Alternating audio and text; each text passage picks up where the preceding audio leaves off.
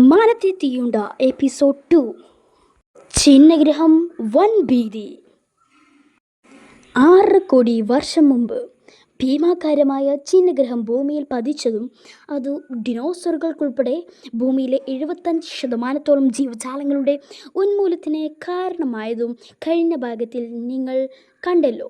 അത്തരമൊരു ദുരന്തം ഇനി സംഭവിക്കാൻ സാധ്യത വളരെ വിരളമാണ്. എങ്കിലും അത് നടന്നാൽ എന്തായിരിക്കും ലോകത്തിന് സംഭവിക്കുക? റഷ്യയിലെ ടുംഗുസ്കയിൽ പണ്ടും ചെലബ്യൻസ്കയിൽ 13 വർഷങ്ങൾക്ക് മുമ്പും നടന്ന ചിഹ്നഗ്രഹ ഉൽക്കാപതനങ്ങളിൽ വ്യാപക നാശനഷ്ടം ഉണ്ടായിട്ടില്ല. വന്ന വസ്തുക്കളുടെ വലുപ്പം കുറവായിരുന്നത് ഇതിനൊരു കാരണമാണ്. എന്നാൽ മെക്സിക്കോയിലെ യുകാട്ടനിൽ പതിച്ചതുപോലെ 10 മുതൽ 15 കിലോമീറ്റർ വരെ വലിപ്പമുള്ള ചിഹ്നഗ്രഹം ഇപ്പോൾ ഭൂമിയിൽ പതിച്ചാൽ പ്രത്യാഘാതം വളരെയധികം രൂക്ഷമായിരിക്കും. നമ്മൾ ഇന്ന് കാണുന്ന ഭൂമിക്കും ലോകക്രമത്തിനും അന്ത്യം പോലും അത് കുറിക്കാം. അതിനുള്ള സാധ്യത വളരെ വിരളമാണെങ്കിലും അത്തരമൊരു സാഹചര്യം ഉണ്ടായാൽ എന്തായിരിക്കും ഫലം? ഉടനടി കണ്ണഞ്ചിപ്പിക്കുന്ന മഹാദുരന്തം.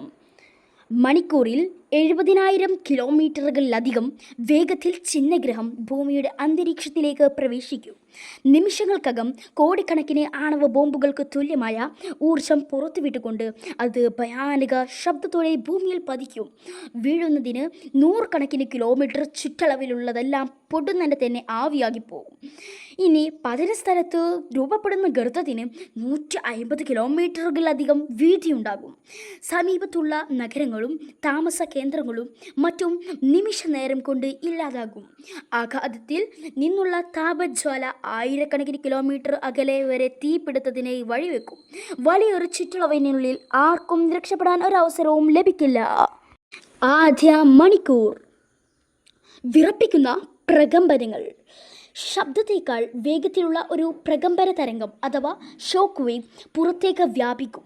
അത് വിവിധ ഭൂഖണ്ഡങ്ങളിലേക്ക് പ്രവഹിക്കും. അനേക കോടി കെട്ടിടങ്ങൾ തകർന്നടിയും. റിക്ടർ സ്കെയിലിൽ 10-ൽ കൂടുതൽ തീവ്രതയുള്ള ഭൂകമ്പങ്ങൾ ഭൂമിയെ പിടിച്ചു കുലുക്കും. ആധുനിക ചരിത്രത്തിൽ രേഖപ്പെടുത്തിയ ഏതൊരു ഭൂചലനത്തെക്കാളും 10 മടങ്ങ് ശക്തമായിരിക്കും അത്. അന്തരീക്ഷത്തിലേക്ക് തെറിക്കുന്ന ഉരുകിയ പാറക്കഷണങ്ങൾ ലോകമെമ്പാടും തീമഴയായി പെയ്തിറങ്ങും. ഇവ വായുവിനെ അതിയായി ചൂടുപിടിപ്പിക്കും. ഇത് കാരണം ലോകമെമ്പാടുമുള്ള വനത്തിലും നഗരങ്ങളിലും തീ പടർന്നു പിടിക്കും. ആഗോള അഗ്നിബാധയ്ക്ക് തന്നെ ഇത് വഴിവെക്കും. 1-ാം ദിവസം. ആർത്തലയ്ക്കുന്ന സമുദ്രങ്ങൾ. ചിഹ്നഗ്രഹം സമുദ്രത്തിലോ തീരത്തിനടുത്തോ ആണ് പതിക്കുന്നതെങ്കിൽ അതിഭീമമായ സുനാമികൾ രൂപപ്പെടും. ആഘാത കേന്ദ്രത്തിനു സമീപം 1 കിലോമീറ്ററുകളിലധികം ഉയരത്തിൽ വരെ തിരമാലകൾ ഉയർന്ന് സമുദ്രങ്ങൾ കടന്ന് കുതിച്ചെത്തും. അമേരിക്ക മുതൽ ഏഷ്യ വരെ ലോകമെമ്പാടുമുള്ള തീരപ്രദേശങ്ങൾ തകർന്നു തരിപ്പണമാകും. ഇന്ത്യയിലെ താഴ്ന്ന തീരപ്രദേശ നഗരങ്ങൾ മണിക്കൂറുകൾക്കുള്ളിൽ തന്നെ വെള്ളത്തിനടിയിലാകും.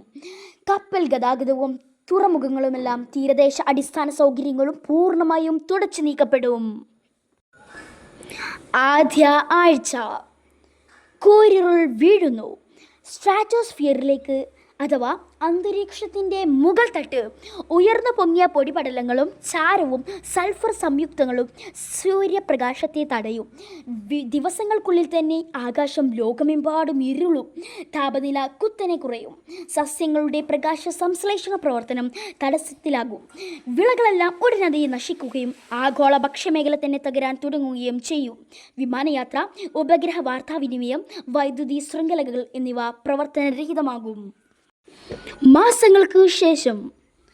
മരവിപ്പിക്കുന്ന ശൈത്യകാലം. നീണ്ടുനിൽക്കുന്ന ആഘാത ശൈത്യകാലം അഥവാ ഇമ്പാക്റ്റ് വിൻ്റർ ഭൂമിയാകെ സംഭവിക്കും. പല പ്രദേശങ്ങളിലും താപനില 10 മുതൽ 20 വരെ ഡിഗ്രി സെൽഷ്യസിലേക്കോ അതിൻ്റെ താഴേക്കോ വരെ വരാം. ഉഷ്ണമേഖലാ പ്രദേശങ്ങളിൽ പോലും മഞ്ഞുവീഴ്ച സാധാരണമാകും. കൃഷി നടത്താൻ പറ്റാത്ത സ്ഥിതി വരെ വരും. ആഗോളതലത്തിൽ ക്ഷാമം പടർന്നു പിടിക്കുകയും കോടിക്കണക്കിന് മനുഷ്യരുടെ ജീവൻ അപകടത്തിലാവുകയും ചെയ്യും. വിതരണ ശൃംഖലകൾ തകരുന്നതോടെ സർക്കാരുകളും സ്ഥാപനങ്ങളും നിഷ്ക്രിയമാകും. എങ്ങും മരവിപ്പ് മാത്രം. വർഷങ്ങൾക്ക് ശേഷം. ലോകമാകെ കൂട്ട വംശനാശം. 6.5 കോടി വർഷം മുമ്പുണ്ടായതുപോലെ ഭൂമിയിലെ വലിയൊരു ശതമാനം ജീവജാലങ്ങൾക്കും വംശനാശം സംഭവിക്കാം.